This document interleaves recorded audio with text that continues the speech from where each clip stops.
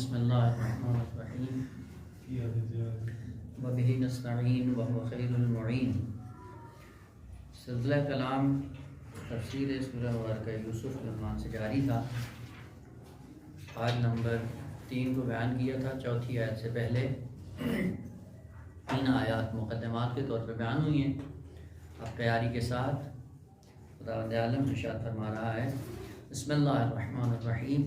Is क़ाल यूसुफ़ु लिअबीहि या अबत इन्नी रअयतु अहद अशर कौकबन वश्शम्स वल क़मर रअयतुहुम ली साजिदीन। यहाँ से अस्ल दास्तान और अस्ल माजरा शुरू हो रहा है, लेकिन इससे पहले कि आयत के मुफ़रदात या वो मतालिब जो इस आयत के अंदर मौजूद हैं उनकी तरफ इशारा हो, मुक़द्दमतन चंद मतालिब ज़िक्र करना ज़रूरी है।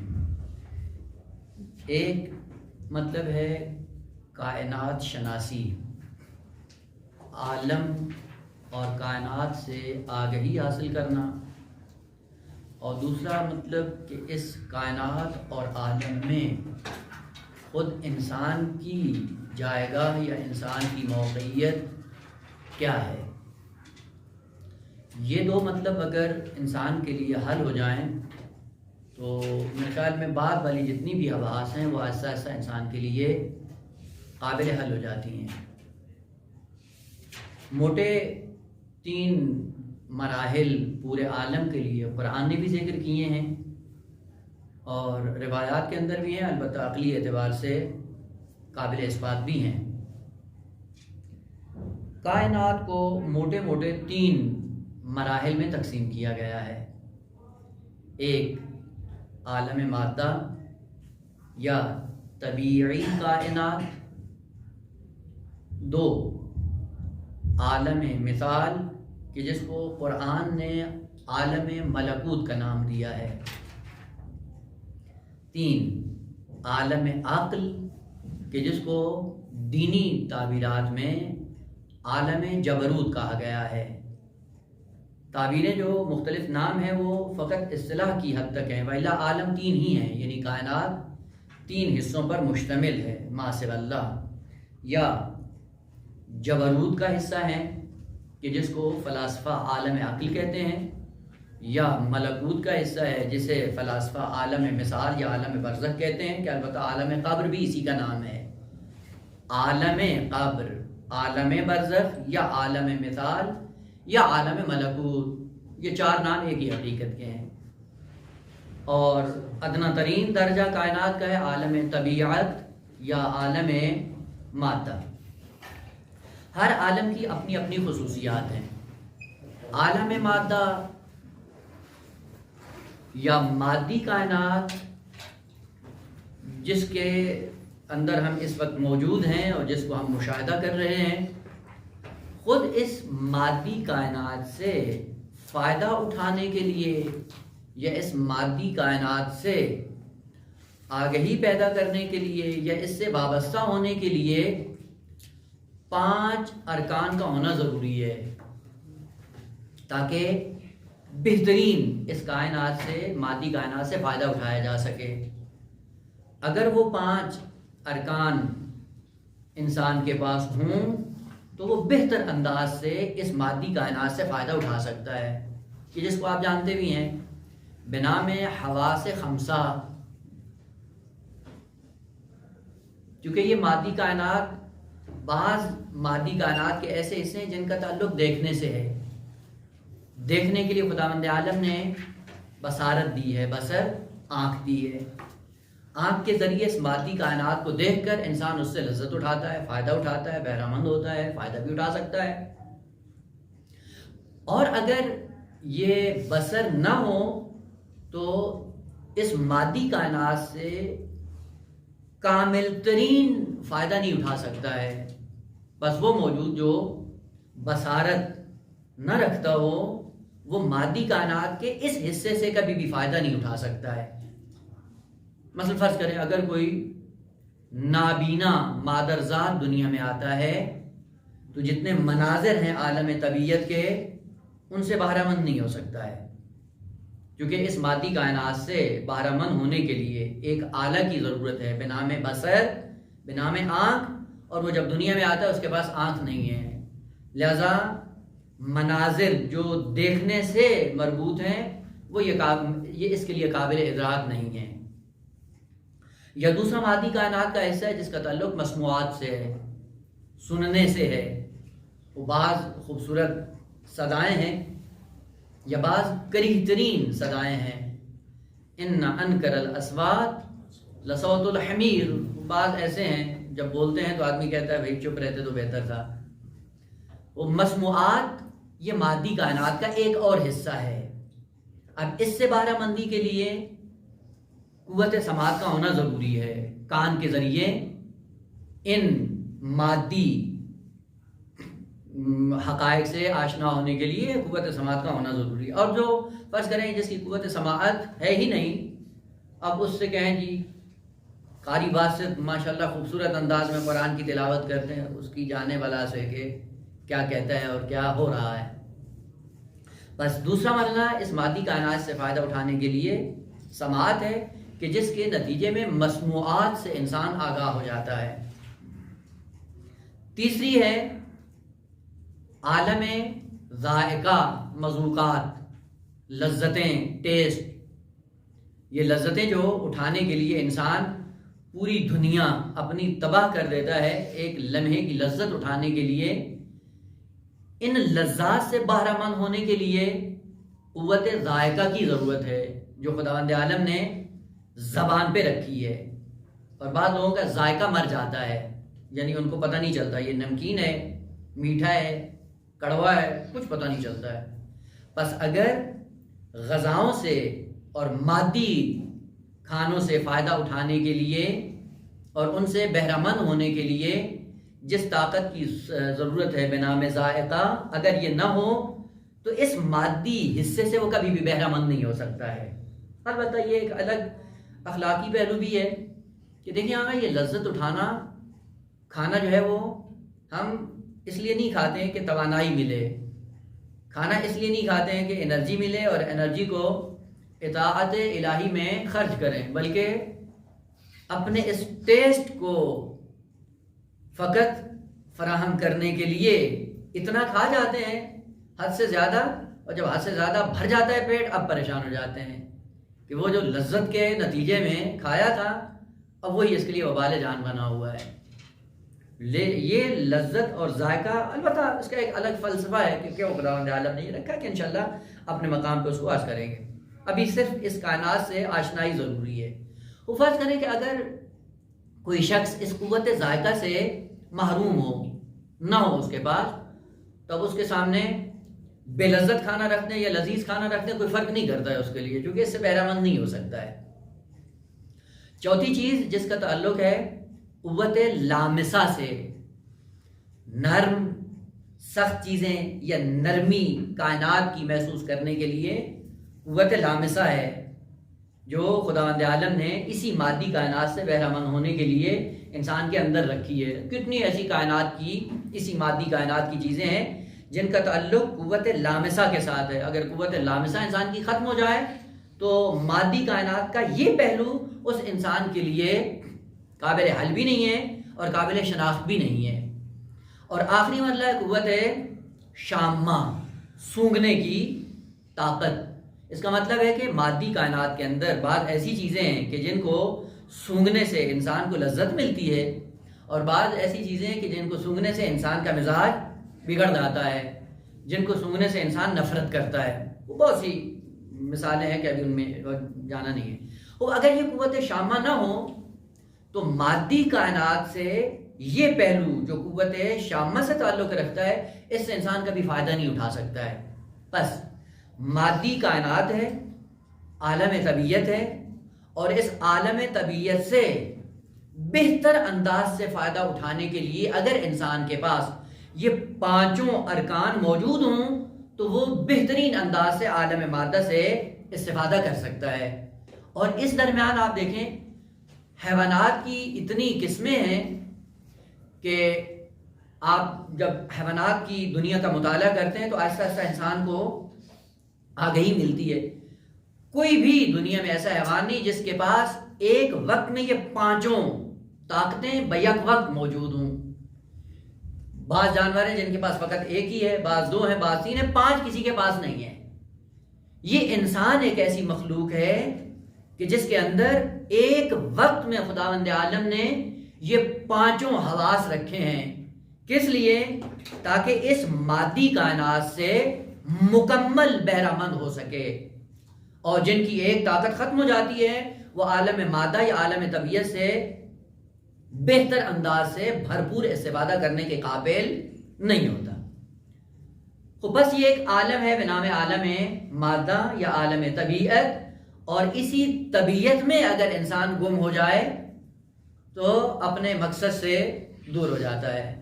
یہ کائنات کا ادنا ترین، آخری، اسفل السافلین اور پسترین درجہ وجودی کائنات وہ یہ عالم مادہ یا عالم طبیعت ہے، اور اسی عالم طبیعت سے فائدہ اٹھانے کے لیے حیوانات بھی ہیں، انسان بھی ہیں، لیکن انسان ان سے بہتر انداز سے فائدہ اٹھاتا ہے۔ اگر یہ کھانا پینا ہی انسان کا ہم و غم ہو تو اس میں اور حیوان میں کوئی فرق نہیں ہے۔ اس لیے خداوند عالم نے کیا کہا؟ جب انسان بھی چرتا ہے جانوروں کی طرح اور چرنا کھانا پینا اس کا ہم و غم ہو جاتا ہے تو خداوند عالم فرماتا ہے متاعا لکم ولانعامکم، یہ چرنے پینے کا، کھانے پینے کا جو سامان رکھا کا تمہارے لیے بھی ہے، تمہارے لیے ہے یہ متاع، اور تمہارے جانوروں کے لیے، اگر ہدف انسان کا کھانا پینا ہو۔ دیکھیے یہاں پہ بھی بہت بڑی باریکی ہے قرآن کی آیت کے اندر کہ چہ بسا اگر چرنا ہی ہم و غم ہو تو اس کھانے پینے سے بھی بہتر انداز سے انسان کبھی کبھی لذت نہیں اٹھا سکتا ہے، جبکہ حیوان کھانے پینے کے مسئلے میں بہترین لذت اٹھاتا ہے بغیر کسی پریشانی کے۔ مثلا فرض کریں ایک درندہ ہے جس کو بھوک لگی ہوئی ہے، اور بھوک مٹانے کے لیے جب وہ حملہ ور ہوتا ہے چیرتا پھاڑتا ہے، اور اس کو جو لذت ملتی ہے اس سے لذت حیوانی مکمل لذت اٹھا رہا ہوتا ہے۔ لیکن اگر انسان جس کا ہم و غم کیا ہو، لوگوں کا استحصال، قوموں کا خون پینا اور سرمایہ دنیا اکٹھا کرنا ہو، تو وہ پھر اسی کے صدد میں جب لگا رہتا ہے تو کھانے پینے کی لذت سے محروم ہو جاتا ہے۔ آپ دیکھتے ہیں کتنے ایسے لوگ ہیں جنہوں نے مال منال بہت زیادہ جمع کیا ہوتا ہے، لیکن کھانا سامنے جب رکھتے ہیں لذیذ ترین کھانے ہوتے ہیں لیکن نہیں کھا سکتے ہیں، جبکہ اس کا مغم بھی چرنا تھا، لیکن چرنے کے لیے اب یہ بے اندازہ کافی یا بہترین انداز سے اس کھانے پینے کی لذت سے محروم ہے۔ بس متاعا لکم ولانعامکم میں بھی اگر انسان کا ہم و غم کھانا پینا ہو تو چہ بسا حیوان اس سے بڑھ کے ہے، برتر ہے، جبکہ انسان کھانے پینے کی دنیا میں محروم ہو جاتا ہے۔ کتنے ایسے کھانے ہیں جو لذیذ ہیں لیکن کھا نہیں سکتا ہے۔ شوگر کا مریض ہے، بہترین مٹھائی ہوتی ہے لیکن اب کیا ہے، نہیں کھا سکتا ہے بیچارہ، جبکہ حیوان جس کو خدا نے خلق کیا ہے وہ کھانے پینے کی دنیا میں بہترین لذت اٹھاتا ہے۔ بس اس کائنات سے بہتر استفادہ کرنے کے لیے ان 5 قوا کا ہونا ضروری ہے تاکہ بہتر انداز سے اس مادی کائنات سے استفادہ کر سکے، اور یہ 5 قوا فقط انسان کے پاس موجود ہیں، انسان کے علاوہ کسی اور مخلوق میں نہیں ہے۔ وجہ یہ ہے کہ اس انسان کے پاس جو 5 قوا ایک وقت میں موجود ہیں وہ اس لیے ہے کہ اس کائنات کو اس انسان کے لیے خلق کیا گیا ہے، اور اگر اس انسان کے پاس بہترین انداز سے اس کائنات سے فائدہ اٹھانے کی فرصت نہ ہو، یہ کام عبث ہوگا، حکیمانہ نہیں ہے، اور خدا نے اپنا کوئی کام بغیر حکمت کے انجام نہیں دیا، اس لیے اس انسان کو یہ 5 طاقتیں ایک وقت میں عطا کی ہیں۔ دوسری کائنات جس کو کہا جاتا ہے عالم مثال یا عالم برزخ یا عالم قبر یا قرآنی تعبیر کے مطابق عالم ملکوت۔ عالم ملکوت کیا ہے؟ روایات کی تعبیر ہے عالم ملکوت وہی عالم مثال یا عالم قبر کا، جب اس عالم ملکوت کو عالم مادہ کے ساتھ مقایسہ کرتے ہیں تو عالم مادہ اس انگوٹھی کی مانند ہے جو بیابان میں رکھ دی جائے۔ وسیع بیابان میں آپ ایک چھوٹی سی انگوٹھی رکھ دیں تو یہ انگوٹھی اس بیابان کی نسبت کیا حیثیت رکھتی ہے؟ کچھ بھی نہیں ہے۔ کا عالم طبیعت اور عالم مادہ عالم ملکوت کی نسبت انگوٹھی کی مانند ہے، اور وہ عالم برزخ اور عالم قبر اور عالم ملکوت قرآنی تعبیر کے مطابق اتنا وسیع عالم ہے کہ عالم مادہ کو اگر اس کے مقابلے میں رکھا جائے تو ایک انگوٹھی کی حیثیت رکھتا ہے بیابان کے مقابلے میں۔ اور دوسری خصوصیت اس کی کیا ہے؟ عجیب ہے کہ عالم ملکوت اتنی وسعت کے باوجود اس کی حقیقت کیا ہے؟ روایت کے یہ جملے ہیں، ما فیہا موضع قدم الا علیہ ملک راکع او ساجد، کہ عالم ملکوت اتنی وسعت کے باوجود ایک بالش ایک قدم کی جگہ بھی خالی نہیں ہے، وہاں پہ پورا عالم ملکوت بھرا ہوا ہے ملائک سے۔ اور کیا کر رہے ہیں؟ کہ کوئی فرشتہ حالت رکوع میں ہے اور کوئی عالم سجدہ میں ہے۔ معنی کریں گے بعد میں کہ عالم سجدہ سے مراد کیا ہے۔ یعنی اتنی وسعت کے باوجود وہاں پہ ایک قدم کی جگہ نہیں ہے جو عباد الرحمن سے خالی ہو، ہر جگہ عباد الرحمن موجود ہیں۔ اس عالم میں اس انسان کی کیا حیثیت ہے، یہ انشاءاللہ اسی سورہ بارکہ یوسف میں واضح ہو جائے گا۔ فقط یہ مقدمہ اس لیے یاد کر رہے ہیں کہ اس مقدمے کے ساتھ انشاءاللہ اصل داستان کو شروع کریں۔ بس عالم ملکوت وہ عالم کہ جس کی وسعت عالم مادہ کی نسبت اصلاً قابل قیاس نہیں ہے، اور اس عالم کی خصوصیت یہ ہے کہ وہاں پہ خدا کی معصیت نہیں ہوتی۔ اصلاً ایک بالش جگہ خالی نہیں ہے کہ جس میں کوئی عاصی انسان یا عاصی مخلوق یا عاصی موجود وہاں پہ موجود ہو۔ جتنی بھی مخلوقات ہیں یا رکوع میں ہے یا سجود میں ہے، من جملہ انسان بھی اسی طرح ہے۔ اور یہی عالم ملکوت علت وجودی ہے عالم مادہ کی، یعنی عالم مادہ جو وجود میں آتا ہے اس کی علت کیا ہے؟ عالم ملکوت۔ اور عالم ملکوت علت وجودی ہے عالم مادہ کی۔ اب یہیں پہ دو اور دو چار کی طرح قانون ہے کہ جو عالم ملکوت پر مسلط ہوگا وہ عالم مادہ پر بطریقے اولا مسلط ہوگا۔ یہ مقدمہ ایک ذہن میں رکھ لیں۔ تیسرا عالم ہے عالم جبروت، کہ جس کو روایات یا آیات میں عالم جبروت کہا گیا ہے، اور فلسفیوں کے ہاں اس کا نام عالم عقل ہے۔ عالم عقل کی وسعت کتنی ہے؟ کہا کہ عالم مثال یا عالم ملکوت عالم جبروت کی نسبت بعین اسی انگوٹھی کی حیثیت رکھتا ہے بیابان کے مقابلے میں۔ پھر عالم جبروت کتنا ہوگا؟ اصلاً انسانی عقل میں آنے والی بات نہیں ہے، اصلاً انسان دنگ رہ جاتا ہے۔ اب اس کی خصوصیات کیا ہے انشاءاللہ اپنے مرحلے میں بیان ہوں گی۔ اور وہ عالم جبروت یا عالم عقل علت وجودی ہے عالم ملکوت کے لیے، یعنی عالم ملکوت جب وجود میں آتا ہے تو عالم عقل کی وجہ سے وجود میں آتا ہے۔ اس کائنات کے تین عالم ہیں، عالم مادہ، عالم ملکوت اور عالم جبروت۔ یہ تین عوالم ہیں۔ اور دوسرا مقدمہ اسی کے ساتھ ضمیمہ کرتے ہیں، اور وہ یہ ہے کہ ہر عالم اپنے اعتبار سے مکمل خلق کیا گیا ہے، اور ایک عالم کو دوسرے عالم سے کوئی آگہی نہیں ہے۔ موٹا موٹا قانون کہ عالم دنیا کو یا عالم مادہ کو نہیں معلوم کہ عالم ملکوت میں کیا ہو رہا ہے، عالم ملکوت کو نہیں معلوم کہ عالم جبروت میں کیا ہو رہا ہے، اور اس احاطے سے بھی کوئی عالم آگاہ نہیں ہے ایک دوسرے کی نسبت۔ لیکن برعکس عالم عقل کو معلوم ہے کہ عالم ملکوت میں کیا ہو رہا ہے، عالم ملکوت کو معلوم ہے کہ عالم مادہ میں کیا ہو رہا ہے۔ یعنی جب اوپر سے نیچے آئیں تو علت کو اپنے معلول کی تمام خصوصیات کا علم ہے، لیکن جب نیچے سے اوپر جائیں معلول سے علت کی طرح تو معلول کو اپنے علت کے حالات کا علم نہیں ہے۔ تیسرا مطلب اسی سے جو ملتا جلتا ہے وہ یہ ہے کہ ملائکہ تین طرح کے ہیں۔ تھوڑا سا اشارہ کر رہے ہیں، انشاءاللہ اگر بات مکمل کسی اور فرصت سے ہوئی تو مزید واضح کریں گے انشاءاللہ اس کو بھی۔ کہ ملائکہ تین طرح کے ہیں. بعض ملائکہ وہ ہیں جو عالم مادہ سے مرتبط ہیں، بعض ملائکہ ایسے ہیں جو عالم ملکوت سے وابستہ ہیں، اور بعض ملائکہ ایسے ہیں جو عالم جبروت سے وابستہ ہیں. اسی لیے قرآن نے ان کے بارے میں تعبیر کیا استعمال کی؟ ما منا الا لہو مقام معلوم. ہم میں سے ہر ایک فرشتہ اس کی جائگاہ، اس کی موقعیت، اس کا محل، جگہ، حیثیت کیا ہے کا معلوم ہے.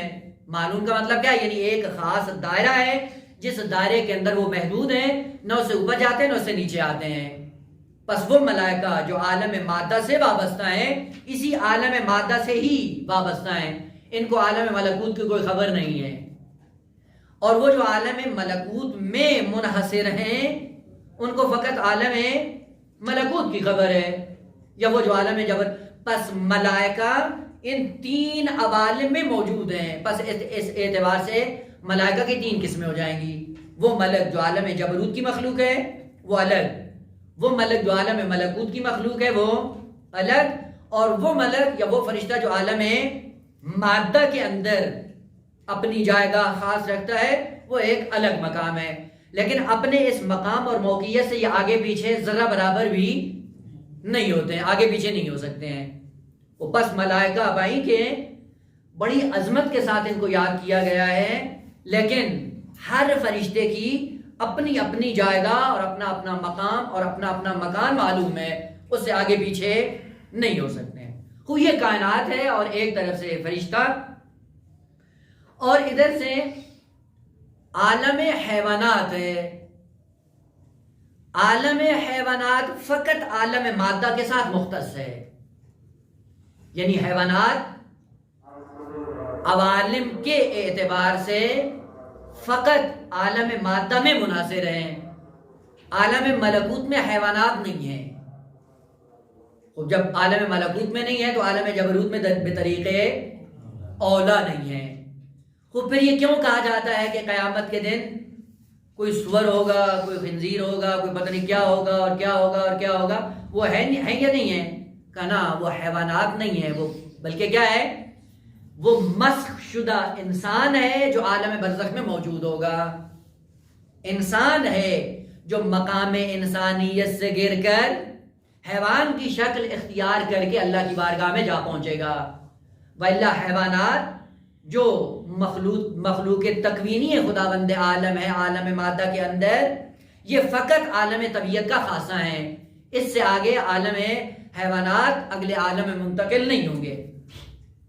البتہ شاید پہلے بھی اشارہ کیا ہوں کہ حیوانات کی جو دنیا ہے وہ بھی در حقیقت جتنے بھی حیوانات اس وقت کائنات مادی کے اندر موجود ہیں، یہ در حقیقت انسان کو آئینہ دکھایا جا رہا ہے کہ آپ ہی کی صفات کا تجسم ہے جو دنیا میں آپ کو دکھایا جا رہا ہے. بس یہ جتنے حیوانات آپ کو نظر آتے ہیں اس مادی کائنات کے اندر، یہ انسانی صفات کا تجسم ہے جو قبل از وقت انسان کو دکھایا جا رہا ہے.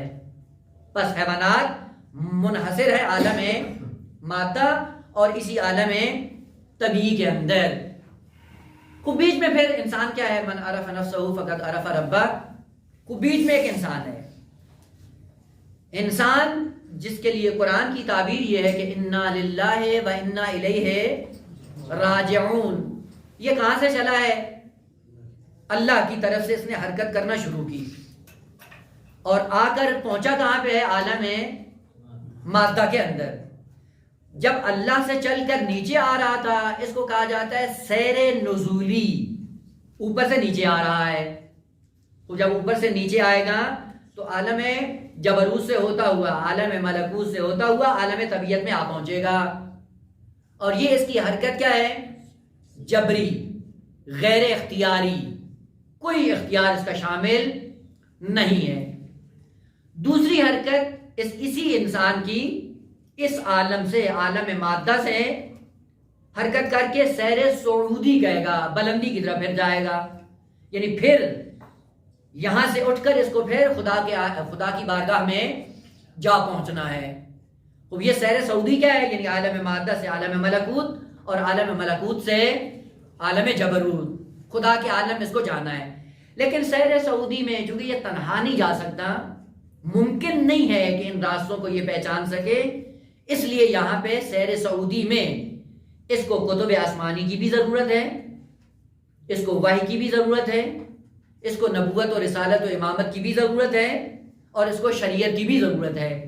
پس شریعت و وحی و ملک و انبیاء اور کتب آسمانی مل کر اس انسان کے لیے زمینہ فراہم کرتے ہیں تاکہ یہ انسان سیر سعودی میں پھر اپنے اسی مقام پہ جا پہنچے جہاں سے یہ چلا تھا۔ یہ کیا کہلاتی ہے؟ سیر سعودی۔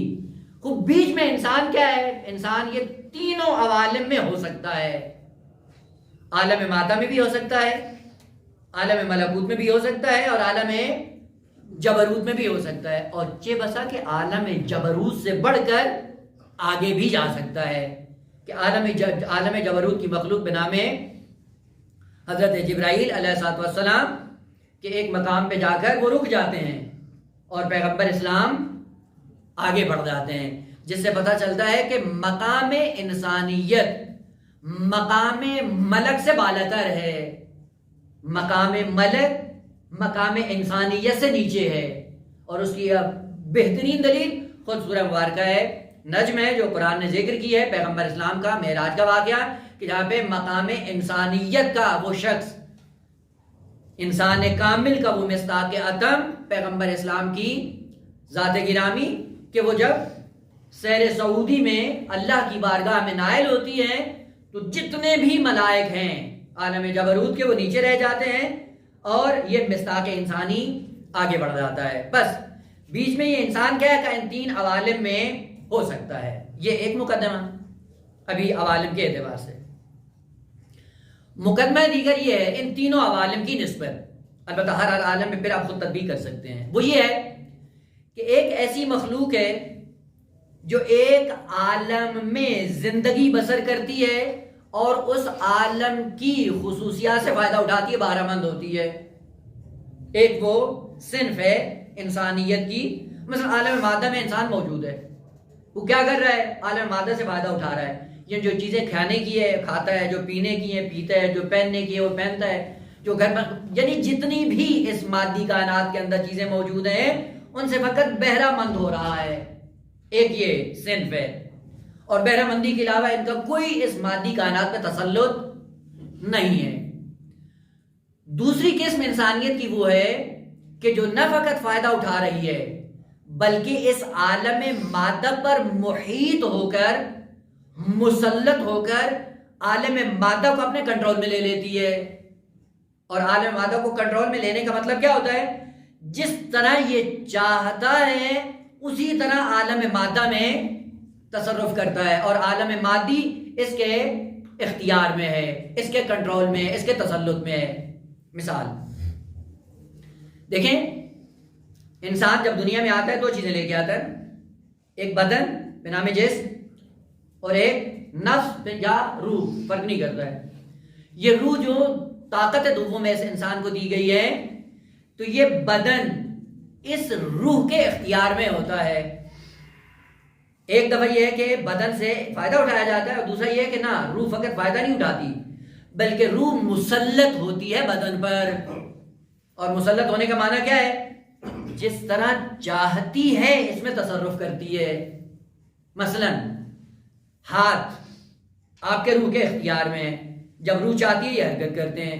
آنکھ روح کے اختیار میں ہے، جب روح ارادہ کرتی ہوئی دیکھتی ہے۔ آپ نے دیکھا زندگیوں میں بھی، اگر آپ غور سے دیکھیں، بعض ایسے مناظر ہوتے ہیں جو آپ کی آنکھوں کے سامنے ہوتے ہیں لیکن آپ دیکھ نہیں رہے ہوتے۔ ہوتا یا نہیں ہوتا؟ کیوں نہیں دیکھ رہے ہوتے ہیں؟ کیونکہ پیچھے روح نے ارادہ نہیں کیا ہوتا۔ ہوتا یا نہیں؟ انسان کسی خیال میں جا رہا ہوتا ہے، کتنی چیزیں دیکھ کر نکل جاتا ہے لیکن کسی طرح اس کی توجہ نہیں ہوتی۔ یہ تو دیکھا ہے نا اپنی زندگیوں میں۔ اس سے پتہ چلتا ہے کہ بدن روح کے اختیار میں ہے، روح جس طرح چاہتی ہے اس کو استعمال کرتی ہے۔ تو اس سے پتہ چلتا ہے کہ روح تسلط کامل رکھتی ہے بدن پر، اور بدن کو جس طرح چاہتی ہے اسی طرح یہ بدن حرکت میں آ جاتا ہے. لیکن اسی بدن کے متعدد اجزاء ہیں. بعض اجزاء ایسے ہیں جو روح کے سلطے میں ہیں. روح کے سلطے کا مطلب کیا ہے؟ یعنی جب روح چاہتی ہے تو یہ کام کرتے ہیں، جب روح نہیں چاہتی ہے تو یہ رک جاتے ہیں. مثلا ہاتھ ہیں، کان ہیں، آنکھیں ہیں، ٹانگیں ہیں، زبان ہے. یہ جب روح چاہتی ہے تو یہ حرکت کرتے ہیں، اگر روح نہیں چاہتی تو یہ حرکت نہیں کرتے. لیکن اسی بدن کے اندر بعض ایسے اعضاء ہیں کہ ان میں روح کا ارادہ شامل نہیں ہے. روح چاہے تو بھی کوئی فرق نہیں کرتا، نہ چاہے تو بھی کوئی فرق نہیں کرتا. مثلا ان میں سے ایک نمونہ کیا ہے؟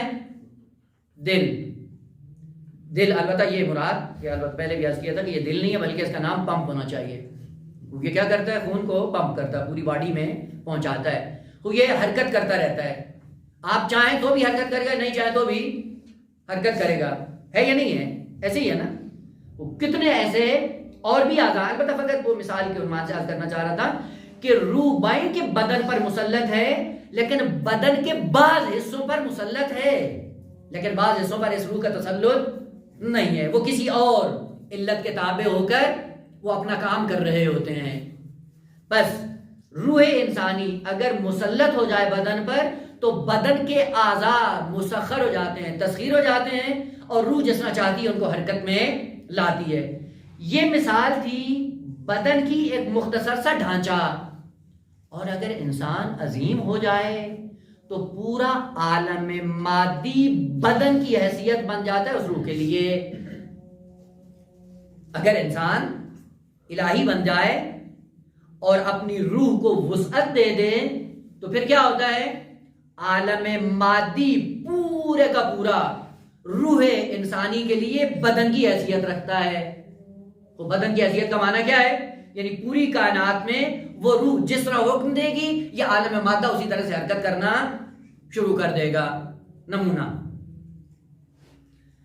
حضرت داؤد علیہ السلام عبادت کرتے ہیں اور عبادت کرنے کے بعد روح انسانی اتنا عظیم ہے کہ حکم ہوتا ہے خداوند عالم کی طرف سے، یا جبالو اوبی معہ، میرے اس عبد کے ساتھ ساتھ عبادت کے اندر مصروف ہو جاؤ.